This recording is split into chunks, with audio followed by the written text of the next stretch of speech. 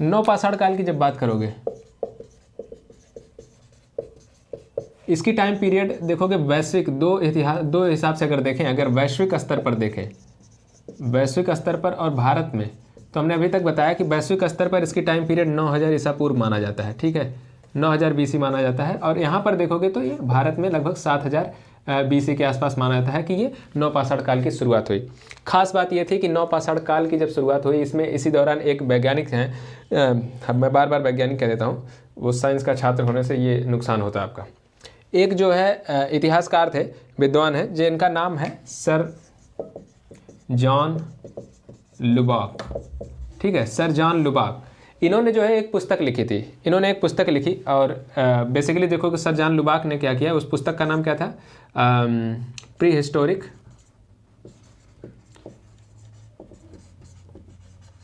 क्या नाम था इसका, प्री हिस्टोरिक टाइम्स नाम था। इसी तरह से हमने सेम पुस्तक जो पहले क्लास में बताई थी प्री हिस्टोरिक इंडिया, वो किसकी थी, वो स्टुअर्ट पिगट की थी, 1950 में उन्होंने लिखी थी, ये थी pre historic times. Pre historic times लिखा सर जॉन लुबाक ने, ठीक है।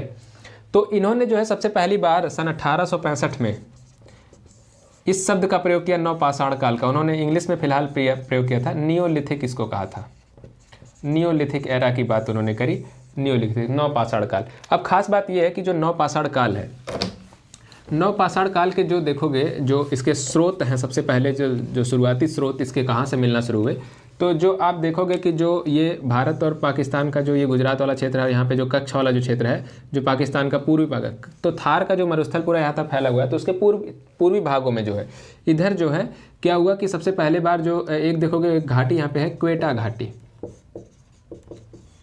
पाकिस्तान में पड़ती है क्वेटा घाटी।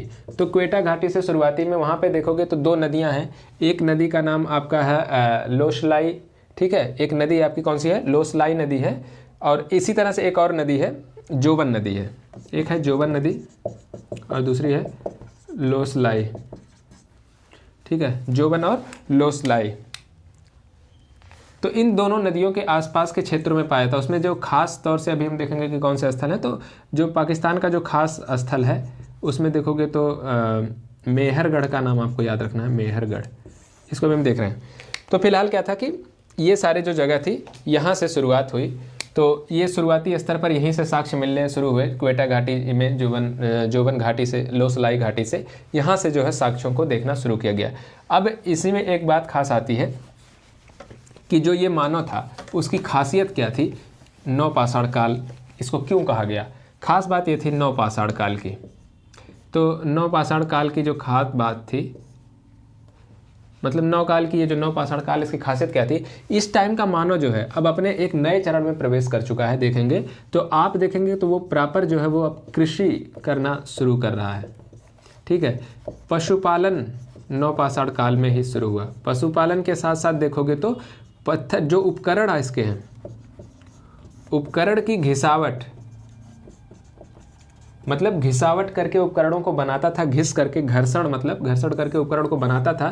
साथ में ये तो मान लो पहले से भी कर रहा था घर्षण करने वाला, जैसे चोपड़ी मांडो में आपने चॉपर और पेबुल संस्कृति में आपने देखा था, तो इसमें चॉपिंग चॉपर और पेबुल संस्कृति में भी घिसावट हो रही थी। लेकिन यहाँ पर एक खास बात क्या हुई, वो पॉलिश का प्रयोग करना शुरू कर दिया, ठीक है, उपकरणों की पॉलिश करना शुरू हुआ। और एक चीज़ जो देखोगे कि कृषि के साथ पशुपालन, उपकरणों की घिसावट और पॉलिश का प्रयोग, और इसी के साथ साथ आप देखोगे तो ये जो मानव था, अग्नि का जो प्रयोग है अंतिम चरण में, फिलहाल ये अंतिम चरण में, मतलब ये नवपाषाण काल के अंतिम चरण में अग्नि का प्रयोग वो खाना बनाने के लिए, उसको समझ में आ गया कि अग्नि का प्रयोग किस तरह से जो है वो खाना बनाने के लिए किया जा सकता है। तो खाना पकाने के लिए जो है अग्नि का प्रयोग इसने करना शुरू कर दिया। साथ ही इसमें देखोगे तो एक जो चौथी बात थी, इसी में एक और लिख लो, तो मृदभांड, मृदभांडों का प्रयोग तो हमने देख ही लिया था कि मध्यपाषाण काल के अंतिम समय से ही वो शुरू कर दिया था। तो यहाँ पे आते आते वो मृदभांड व्यापक स्तर पर प्रयोग होने लगे। अब यहाँ पर अग्नि का प्रयोग, ये सब चाक निर्मित मृदभांड है इसमें, ठीक है, अग्नि का प्रयोग भी इसमें शुरू हो गया। अग्नि के प्रयोग के साथ साथ इस दौरान में जो मानव है नवपाषाण काल का शुरुआती स्तर में देखोगे, जब नवपाषाण काल की शुरुआत होती है तो मानव जो वस्त्र था, वस्त्र के रूप में क्या पहनता था वो, या तो मतलब कपड़ों के रूप में वो क्या करता था, जो क्या कहते हैं पशु चर्म, ठीक है, पशु चर्म का प्रयोग करता था, या फिर पेड़ों की छालों का, पेड़ों की छाल का प्रयोग करता था, या फिर क्या करता था, वो पत्तों का प्रयोग करता था अपने शरीर को ढकने के लिए, ठीक है। पशु चर्म, पेड़ों की छाल या पत्तों का प्रयोग करता था। जो मध्य पाषाण काल में मानव है वो जो है अंतिम चरण आते आते इन चीज़ों को शुरू कर रहा था। उससे पहले जैसे पूरा पाषाण काल में वो नग्न और खुले आसमान के नीचे था, वैसे ही था। धीरे धीरे मानव देखोगे तो उसमें भी शैलाश्रयों का सहारा लेना शुरू किया मध्य पाषाण काल में, और यहाँ भी मानव धीरे धीरे शैलाश्रयों से होकर के धीरे धीरे अभी वो अंतिम चरण आते थे, वो अपना अपना घर बनाना शुरू करेगा। जाहिर सी बात है वो कच्चे ही घर होंगे, लेकिन वो ईंटों का भी बनाना शुरू करता है, कच्ची ईंटों का भी प्रयोग इसमें देखने को मिलेगा लास्ट में। तो फिर ये नवपाषाण काल जो था, इसकी खास बात ये थी कि ये सारी चीज़ें हुई। लेकिन अब जो है शुरुआती दौर पर इसने जो है, जैसे मैंने बताया, पशु चर्म, पेड़ों की छाल या पत्तों का प्रयोग करता था परिधान के रूप में। लेकिन यहाँ पर जब अंतिम चरण आते आते ये वस्त्रों की काफ़ी इसको समझ होगी, वस्त्रों का निर्माण ये करने लगा, ठीक है। और इसके साथ ही जो है वस्त्रों की जो है ये रंगाई के भी साक्ष्य मिलते हैं, वस्त्रों की रंगाई के भी साक्ष्य इसमें मिलने शुरू हो जाते हैं, ठीक है। अब आप क्षेत्रों की अगर बात करें, इतना हो गया, तो अब हम क्षेत्रों की बात करते हैं। इससे ज़्यादा इसमें अंदर जाने की कोई ज़रूरत नहीं है। आग वगैरह हो ही गया, और इसी में जानेंगे अभी हम कि किस तरह से तांबे का प्रयोग भी इसी में किया है मानव ने। तो अंतिम चरण आते आते उन्होंने तांबे का प्रयोग भी शुरू कर दिया था नवपाषाण काल में। अब फिलहाल ये जो नवपाषाण काल का स्थल है, पुरातात्विक स्थल जो भारत में कहीं कहीं भारत या पाकिस्तान के क्षेत्र में, मतलब भारतीय उपमहाद्वीप में कहाँ कहाँ मिले हैं। तो सबसे पहले तो ये जानिए कि जो पाकिस्तान का जो क्षेत्र है और थार का जो क्षेत्र है पूर्वी हिस्से में, थार के क्षेत्र से और पाकिस्तान के जो पूर्वी हिस्से का जो क्षेत्र है, उसमें अगर आप देखेंगे तो एक जगह है किले गुल मोहम्मद, एक ये है, एक इसी तरह से जगह वहाँ पर है गुमला। इसी तरह से देखोगे तो मेहरगढ़, सबसे ज़्यादा इंपॉर्टेंट यही है मेहरगढ़। मेहरगढ़ के बाद आप देखोगे तो कौन सा है, मेहरगढ़ के अलावा आप देखोगे अंजीरा। ये सारे जो स्थल हैं वो सब कहाँ से मिले हैं, पाकिस्तान से मिले हैं, ठीक है। इसी तरह से एक किसी में देखोगे तो वो एक इम्पॉर्टेंट जो है मुंडी गाक, ये तो मैं भूल ही रहा था, मुंडी गाक। तो इसमें जो सबसे ज़्यादा इंपॉर्टेंट आपका है मुंडी गाक, और जो आपका है वो मेहरगढ़। ये दो सबसे ज़्यादा इंपॉर्टेंट है, बाकी कुछ भी याद रहे या ना रहे। पाकिस्तान के दो स्थल अगर आपको ध्यान करना है तो मुंडी गाक और मेहरगढ़, ठीक है, मेहरगढ़ और मुंडी गाक। इसके अलावा आप अगर देखोगे तो अन्य जो स्थल इसके हैं, तो अगर आप देखोगे उत्तर में, अगर देखो भारत के उत्तर में, अगर देखो उत्तर में, उत्तर की जब हम बात करते हैं, उत्तर का मतलब क्या होता है, उत्तर में यहाँ पे क्या है, उत्तर में एक तो आपका जम्मू कश्मीर है। तो उत्तर में जम्मू कश्मीर में देखोगे तो कौन सी वहाँ पे कौन सी पुरातात्विक स्थल है, एक तो है बुर्जहोम है, और दूसरा कौन सा है, गुफकराल है। यहीं से गर्तावास के साक्ष्य मिलेंगे, ठीक है। बुर्जहोम और गुफकराल से ही गर्तावास के साक्ष्य मिले थे। अब देखोगे जम्मू कश्मीर के बाद अगर आप देखोगे तो उत्तर के बाद अगर आप आ जाओ उत्तर पश्चिम में चलते हैं। उत्तर पश्चिम मतलब वही पाकिस्तान, राजस्थान और ये जो है भारत के जो और पश्चिमी क्षेत्र हैं, पंजाब का। तो उसमें सबसे खास तौर तो यह है, आपने पाकिस्तान में देख लिया था कि मेहरगढ़ है, ठीक है। मेहरगढ़ कहाँ पर है, बलूचिस्तान में है। तो एक तो मेहरगढ़ आपका है इंपॉर्टेंट, दूसरा आपने देखा, हमने बताया कि मुंडी गाक आपका इंपॉर्टेंट है। गोमल वगैरह अंजीरा इतना इंपॉर्टेंट नहीं है। तो सबसे ज़्यादा इंपॉर्टेंट जो है बलूचिस्तान वाला आपका ये मेहरगढ़, और ये जो है मुंडी गाक आपका, वे भी वहीं उसी के पास है। तो मुंडी गाक और मेहरगढ़, ये आपको दो याद रखने की जरूरत है। इसी तरह से राजस्थान में देखोगे, जब राजस्थान में बागौर है, बागौर से देखोगे तो सबसे पुराना पशुपालन का साक्ष्य कहाँ से मिलता है, तो सबसे प्राचीनतम जो पशुपालन का साक्ष्य मिलता है वो बागौर से ही मिलता है, ठीक है। इसी तरह से यहाँ पर और भी हैं, बागौर के अलावा अगर आप देखोगे तो जैसे कि यहाँ पे उदयपुर के समीप भी कुछ स्थल मिले हैं, ठीक है, उदयपुर के समीप। अब अगर उदयपुर के आप देखोगे तो उसका नाम है, जैसे बालाथल नाम है उसका, शायद बालाथल, हाँ बालाथल उसका नाम है। और इसी तरह से राजस्थान के बागौर के बाद बालाथल जो है उदयपुर। बागौर को आपको ये याद रखने की ज़रूरत है कि कोठारी नदी है यहाँ पे, और कोठारी नदी घाटी में है ये बालाथल देखोगे तो उदयपुर के पास है। इसी तरह से बालाथल के अलावा गढ़ेश्वर को देखोगे तो गढ़ेश्वर देखोगे तो सीकर जिला में, वहाँ पे राजस्थान में एक जिला है सीकर, और सीकर जिला में ये पड़ता है। और वहाँ पर एक नदी है सीकर जिला में, शायद वो काटली नदी शायद है, काटली नदी शायद यही नदी है, काटली नदी। तो काटली नदी ही है गणेश्वर में सीकड़, और सीकड़ में ही देखोगे तो काटली नदी के तट पर ये बसा हुआ है। तो ये जो तीन हैं जो राजस्थान के सबसे ज़्यादा इंपॉर्टेंट, राजस्थान में बागोर आपको याद रखने की जरूरत है, क्योंकि सबसे प्राचीनतम पशु के साक्ष्य ये क्वेश्चन पूछता है, बाकी आपको इतना इंपॉर्टेंट कुछ इसमें नहीं है। तो बागोर को आपको याद रखने की जरूरत है। राजस्थान के बाद अब आप और पूरब में बढ़िए, मध्य के क्षेत्र में अच्छा देख लेते हैं। मध्य के क्षेत्र में पुराना आपको फिर से याद रखना, इलाहाबाद का वही जो तीनों स्थल हमने बताया। तो मध्य का क्षेत्र जो है, जो इलाहाबाद का जो क्षेत्र है उसी के आसपास के क्षेत्र को मध्य भारत में आप देखोगे तो वहाँ पर देखोगे, वहाँ पर और मध्य प्रदेश का कुछ हिस्से में। तो पहले मध्य इलाहाबाद के आसपास अगर देखोगे तो आपको बता ही दिया, महदहा है, चोपड़ी मांडो है, ठीक है।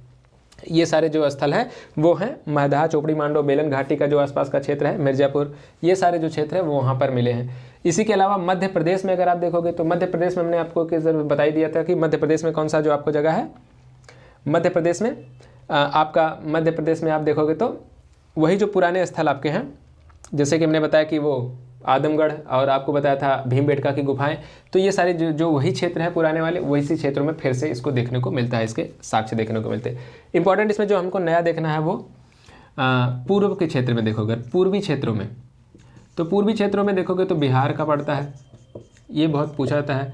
तो बिहार में देखोगे तो चिरांद है, चेचर है, ठीक है। चिरांद कहाँ पर है? सारण में, सारण जिले में। ये बिहार पीसीएस में क्वेश्चन पूछा हुआ है, तो बिहार में है। बिहार में के बाद आप देखोगे तो इसी तरह से उड़ीसा, अगर आप देखो उड़ीसा में जो जगह है वो मयूरभंज है, ठीक है। सबसे इंपॉर्टेंट जो स्थल है मयूरभंज है, ठीक है, मयूरभंज है। इसी तरह से पूर्वी असम में जब देखोगे तो दावोजली है। पूर्वी असम में क्या है? दावोजली, ठीक है। तो ये इतने आपको याद रखने की जरूरत है। अब आ जाते हैं सीधे दक्षिण भारत के प्रमुख स्थलों को देखते हैं, क्योंकि दक्षिण भारत का स्थल काफ़ी पूछा जाता है। तो दक्षिण भारत में आप जब आएंगे तो कर्नाटक में, और इसी तरह से कर्नाटक, फिर आंध्र प्रदेश। तो कर्नाटक का सबसे पहले देख लीजिए, कर्नाटक में है मस्की आपका है। मस्की के बाद आपका ब्रह्मगिरी है। ब्रह्मगिरी के बाद आपका देखो कोडक्कल है, ठीक है। मस्की है, ब्रह्मगिरी है, कोडक्कल है, और उसका क्या नाम है? संगनकल्लू है, ठीक है। संगनकल्लू है। तो ये जो है उसके जो है कर्नाटक के जो है प्रमुख स्थल हो जाते हैं। और इसमें जो सबसे ज़्यादा इंपॉर्टेंट आपको याद रखने की ज़रूरत है उसको मैं अलग से लिखता हूँ कि वो टेक्कलकोट है। चाहे कुछ याद हो चाहे ना याद हो, टेक्कलकोट आप जानेंगे कि वो नवपाषाण काल का भी स्थल है। और आगे चल करके फिर से देखोगे कि वो वैदिक में उसके भी क्या नाम है, अगले वाली जो सभ्यताएं होंगी उसमें भी जो है, उसमें भी ये देखने को आगे भी मिलेगा आपको टेक्कलकोट, जहाँ से आप देखोगे पढ़ोगे कि सोने की बाली यहाँ से मिली, ठीक है। तो टेक्कलकोट जो है फेमस है एक स्थल, टेक्कलकोट। कर्नाटक के बाद आप देखोगे तो इसी तरह से दक्षिण भारत में ही तमिलनाडु को देखोगे तो तमिलनाडु में देखोगे तो पथमपल्ली एक ही प्रमुख स्थल है, इसमें पथमपल्ली है, और वो कहाँ पर है? तमिलनाडु में है। इसी तरह से आप अगर देखोगे कर्नाटक होगा तमिलनाडु, और तमिलनाडु के बाद आप देखोगे तो क्या नाम है? आंध्र प्रदेश।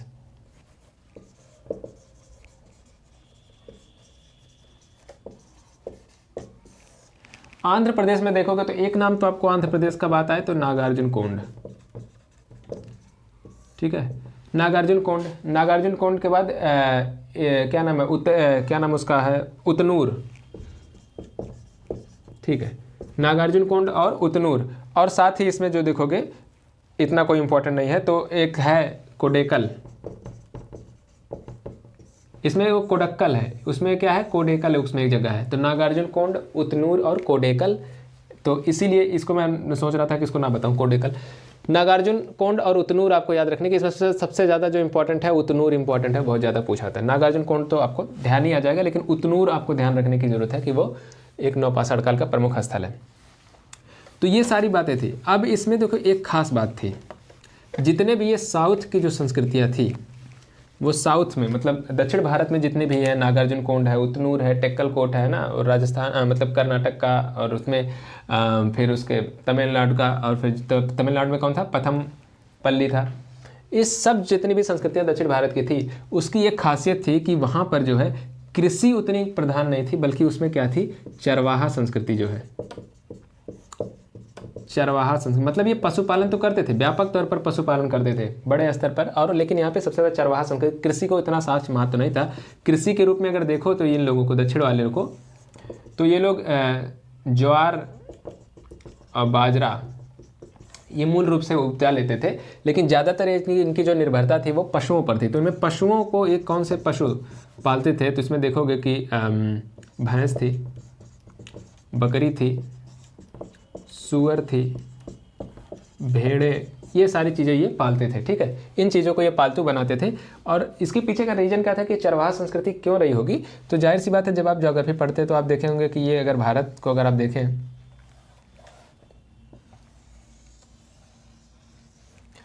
तो ये आपका देखोगे ना, ये आपका अरावली जो पर्वत, अरावली कर रहा हूँ, वो पश्चिमी घाट पर्वत है जो ये आपका पश्चिमी घाट पर्वत है। और उसके पीछे जो है ना बारिश का क्षेत्र कम होता है, तो इधर कम, इन क्षेत्रों में कम बारिश होती है। इधर देखोगे यहाँ पे बारिश होती है उत्तरी सरकार तट से टकरा करके जब पूर्वी मानसून आता है, इधर भी बारिश हो जाती है, कोरोमंडल तट पर भी बारिश होती है। लेकिन यहाँ ये जो बीच का जो एरिया है इधर कम बारिश हो पाती है। उसके पीछे का रीजन है कि सब वृष्टि छाया क्षेत्रों में पड़ जाते हैं। सबसे ज़्यादा तो यहाँ पर दिक्कत होती है महाराष्ट्र के विदर्भ वगैरह के क्षेत्र में, लेकिन इधर भी कम बारिश होती है। ऐसी कंडीशन में क्या होता है कि यहाँ पर जो है ना कम बारिश होने के कारण यहाँ पे घास भूमियाँ यहाँ पे ज़्यादा थी, और इन घास भूमियों के चलते यहाँ पे चरवाहा संस्कृति जो है प्राकृतिक रूप से जो है वो उसकी जो एक कंडीशन बनती थी। इस वजह से यहाँ पे जो है यहाँ की मिट्टी का क्षेत्र कौन सा आप जगह में पड़े, लाल मिट्टी का क्षेत्र ये सब है। ठीक है, तो ये जो है इसी वजह से यहाँ पे सबसे ज़्यादा जो चली चरवाहा संस्कृति फेमस रही।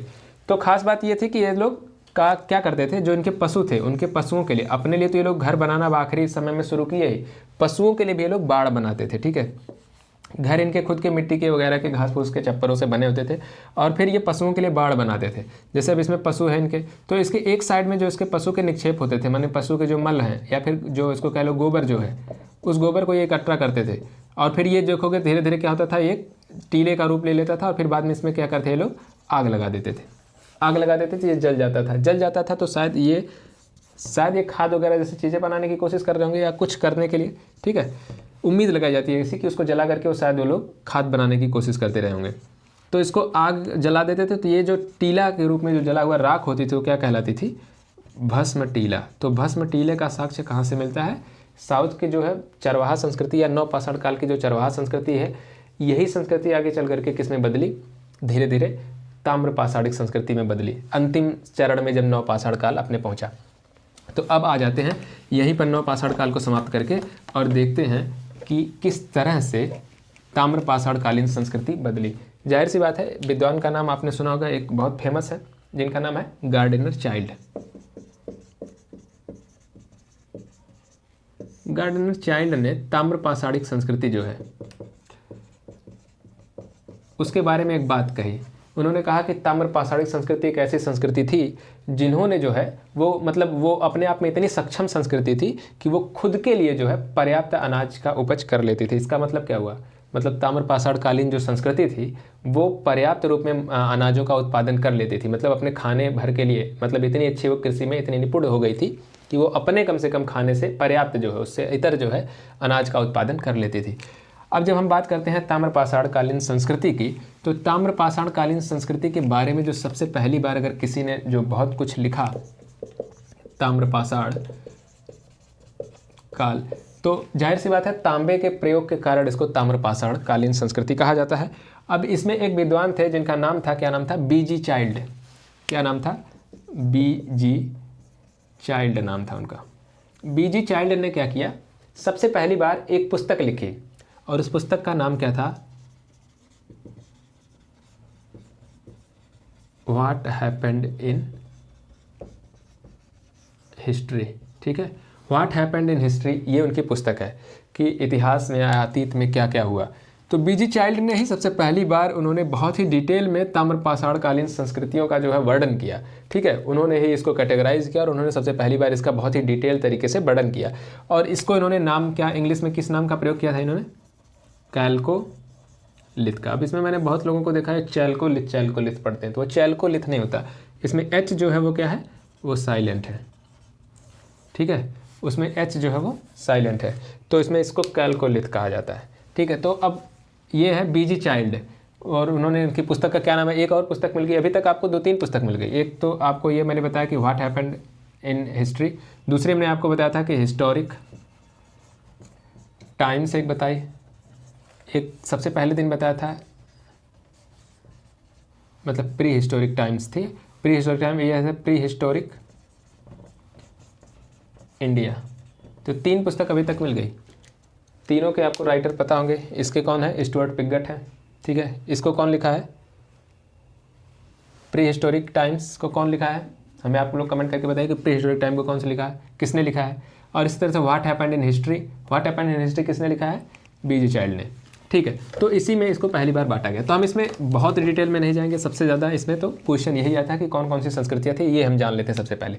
तो देखोगे इसमें बहुत सारी संस्कृतियाँ जन्मी। क्या था कि जब अंतिम चरण में अपने जब तांबे का प्रयोग करना शुरू किया तो उसी दौरान कई सारी संस्कृतियों ने धीरे धीरे जन्म लिया। और इन तांबे के प्रयोग करने के कारण इनको ताम्रपाषाणी काल या ताम्रपाषाणी संस्कृति एक अलग से हम इसको पढ़ते हैं। जिसमें देखोगे एक सबसे प्रमुख जो संस्कृति थी आहार संस्कृति थी। आहार संस्कृति। अब आहार संस्कृति को देखोगे तो जो आहार संस्कृति है इसी का प्राचीन नाम जो हुआ करता था, प्राचीन नाम था ताम्बवती। क्या नाम था? ताम्बवती। क्यों? तांबे की जैसे बहुत सारा प्रयोग, तांबे की राजधानी जैसी बात कर सकते हो, तो इतना तांबे था यहाँ पे। ताम्बवती इसका प्राचीन नाम हुआ करता था।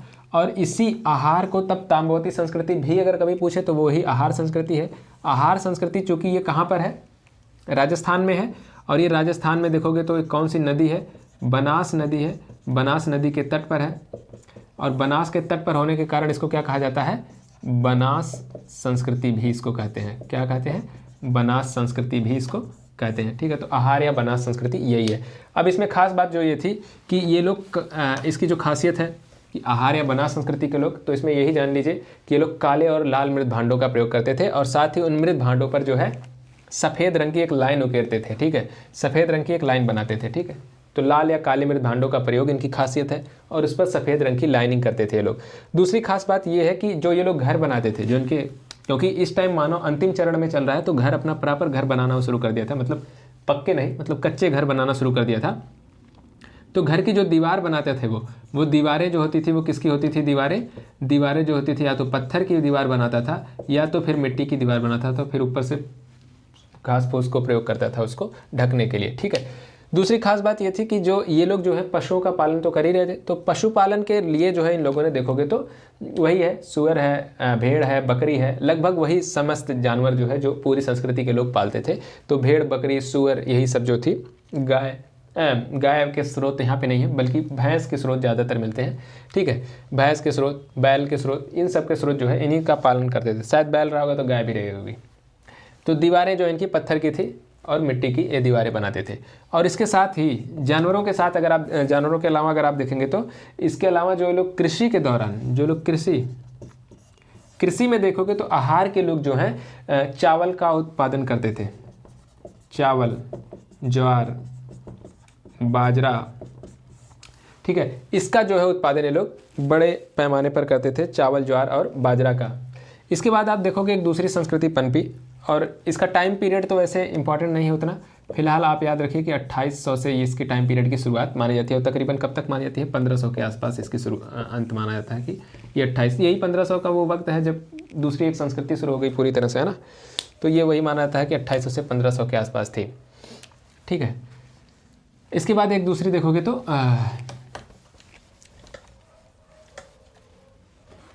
ताम्रपाषाणकालीन संस्कृतियों में अगर आप दूसरी देखोगे तो क्या था कि एक दूसरी संस्कृति है कायथा संस्कृति, इसी तरह से हुई। एक और देखोगे तो इसी तरह से कौन सी हुई? सावलदा संस्कृति हुई। सावलदा के बाद देखोगे रंगपुर, इसी तरह से हुई, ठीक है। इन सबको बस ऐसे नाम याद रखिए कि कायथा भी इसी ताम्रपाषाणकालीन संस्कृति का एक उदाहरण है। इसी तरह से सावलदा भी है, रंगपुर भी। इन सबके जो कॉमन बातें हैं वो यही हैं। समय इनका अलग अलग दिया गया है, तो हमें इतना इंपॉर्टेंट है नहीं कि समय नहीं पूछेगा, बल्कि ज़्यादातर यही होता है। और समय में आप बहुत सारे सन रट नहीं पाएंगे, फिर उसमें दिक्कत भी होती है, ठीक है। कायथा, सावलदा, रंगपुर, इसी तरह से जोरवे, जो इंपॉर्टेंट है उसको हम लोग डिटेल में पढ़ लेंगे। जोरवे ये बहुत इंपॉर्टेंट है। जोरवे जो संस्कृति है बेसिकली आप देखोगे तो ये महाराष्ट्र का जो क्षेत्र है, महाराष्ट्र के क्षेत्र में, तो महाराष्ट्र के क्षेत्र में इसमें जो दो इसके प्रमुख स्थल मिले हैं, प्रमुख स्थल वैसे 3 कर लेते हैं, पुणे 1 कर लेते हैं। एक पुणे है, एक दैमाबाद है। दैमाबाद का नाम आप फिर पढ़ेंगे, किसमें पढ़ेंगे? सिंधु घाटी में। दैमाबाद है, पुणे है और साथ ही कौन सा है? नेवासा। तो ये 3 प्रमुख स्थल हैं, नेवासा, दैमाबाद और पुणे। अब महाराष्ट्र, पुणे में भी देखोगे तो पुणे में जो नासिक है उसका प्रमुख स्थल है, ठीक है, नासिक है। और इसी तरह से सोन गांव है, इनाम गांव है, ठीक है, पुणे में इनाम गांव, सोन गांव, ये प्रमुख स्थल हैं, इसके याद ही रख लीजिए आप। इनाम गांव तो आप याद रखिए, इनाम गांव और सोन गांव उतना इम्पोर्टेंट नहीं है, लेकिन याद रख लीजिए तो अच्छी बात है। नासिक को आप भले भूल जाइए, तो सोन गांव, इनाम गांव को आप याद रखिए। फिर ये दैमाबाद और ये नेवासा। अब इसकी खासियत क्या थी इस संस्कृति की? ये लोग भी पशुपालन करते थे, गेहूं की खेती ये लोग खास तौर से, गेहूं हो गया, चावल के भी थोड़े बहुत साक्ष्य हैं, लेकिन बहुत व्यापक स्तर पर चावल की खेती नहीं है, इसके साक्ष्य नहीं मिलते। लेकिन गेहूं के साथ हैं, मटर के साथ कुल्थी के साक्ष्य हैं, ठीक है। इसी तरह से गेहूं, मटर, कुल्थी, ये वाली जो चीज़ें हैं उनकी, जौ, गेहूं है तो जौ के भी साक्ष्य यहाँ पे मिलते हैं। इन चीज़ों के यहाँ पे साक्ष्य मिलते हैं। अलसी के भी, मैं अलसी का मतलब यहाँ पे मसूर, अलसी नहीं, अलसी तो सरसों, मतलब वो सरसों जैसी कुछ होती है। मसूर के साक्ष्य यहाँ पे, दाल वाली जो, मतलब ये है, देखो मटर भी है यहाँ पे, ये भी है, मसूर है, कुल्थी, जौ, गेहूँ, चावल, कुल्थी शायद मुझे पता नहीं क्या होती है, लेकिन ये कुल्थी भी होती है कुछ। तो गेहूं, चावल, मटर, कुल्थी, जौ और मसूर, ये सारी चीज़ों की ये लोग खेती करते हैं। पशुपालन में देखेंगे तो वही था, पुराने सारे जानवर, सूअर, भेड़, बकरी, गाय, है ना, बैल, भैंस, घोड़े का भी साक्ष्य जोरवे संस्कृति में मिलता है। घोड़े का एक इसमें जो है, घोड़े का साक्ष्य मिलता है, घोड़ा इसमें पालतू था, ये एक एक्स्ट्रा इसमें मिलता है, घोड़े का साक्ष्य मिलता है। अब इसके बाद जोरवे के बाद एक इम्पॉर्टेंट संस्कृति और आती है, और इसमें, हाँ, एक इसमें जो सबसे इम्पॉर्टेंट बात वो मैं बोल रहा था, सबसे इम्पॉर्टेंट बात इसमें ये है कि जो इनके घर है, जैसे ये, तो इसमें क्या होता था, अगर इनके घर का कोई व्यक्ति की मृत्यु हो जाए, किसी व्यक्ति की जब मृत्यु हो जाती तो उसको जलाने के बाद जो है क्या करते थे, उसकी अस्थियों को क्या करते थे, एक वो भर लेते थे, इसमें कलश में एक भर लेते थे, और कलश में उन अस्थियों को भर करके क्या होता था, जो घर का नॉर्थ या घर का साउथ, ठीक है, घर के उत्तर या दक्षिणी कोने में कहीं पर भी इसको जो है किसी एक कोने में दफना देते थे, अपने घर में ही फर्श के नीचे इसको गाड़ देते थे, उसको दफना देते थे, ठीक है। ये खास बात है इसकी। ये कौन सी संस्कृति की विशेषता है? जोरवे की विशेषता है। अब इसके बाद एक आखिरी इसमें संस्कृति जो बची है उसको हम ये देख लेते हैं कि वो मालवा संस्कृति है। मालवा संस्कृति वैसे बेसिकली इसमें कुछ नहीं है, मालवा का संस्कृति का क्षेत्र आपको जानना है। मालवा संस्कृति का क्षेत्र कौन सा है? मालवा जो देखोगे तो मालवा का क्षेत्र क्या है? विंध्य का क्षेत्र है मालवा संस्कृति का क्षेत्र। विंध्य के क्षेत्र में भी खास तौर से अगर आप देखोगे तो नर्मदा नदी जो है और जो आपका तापी नदी है, यानी ताप्ती नदी, उसी के बीच के क्षेत्र में है। जैसे यहाँ पे पड़ेगा एरड़ आपका पड़ता है ना, ठीक है। और इसी तरह से जबलपुर जो है, जबलपुर के समीप देखोगे तो एक जगह पड़ती है त्रिपुरी, ये इसके प्रमुख क्षेत्र हैं। और इन क्षेत्रों में प्रमुख जो पुरातात्विक स्थल जो इन क्षेत्रों में पाए गए हैं वो कौन सा है? एक तो पाया गया है कैथा, और दूसरा जो पाया गया है वो नौदा टोली पाया गया। कौन सा पाया गया है? कैथा, और एक पाया गया है नौदा टोली को खोजा गया। तो ये दो प्रमुख स्थल किसके हैं? मालवा संस्कृति के हैं, कैथा और नौदा टोली। तो ये इतना जो है इसमें इम्पॉर्टेंट है, ठीक है। तो आज के लिए इतना ही। और अब जो है ताम्रपाषाणकालीन संस्कृति लगभग क्या ख़त्म हो गई है। आहार, जोरवे और मालवा ये तीन बड़ी इंपॉर्टेंट थी, इसको हमने पढ़ ही लिया है। बाकी जो है हमने बताया सावलदा और प्रभास, इसी तरह से है रंगपुर है, ये सब जो संस्कृतियाँ थी छोटी छोटी संस्कृतियाँ जिनकी लगभग विशेषताएँ यही है, ठीक है। तो अब हम लोग जो है कल से जो शुरू करेंगे वो क्या शुरू करेंगे? कल से हम लोग शुरू करेंगे क्या? सिंधु घाटी सभ्यता। तो मिलते हैं कल, और तब तक आप लोग अपना ख्याल रखिए और रिवीजन वगैरह करते रहिए। आपका दिन शुभ हो, बेस्ट ऑफ लक।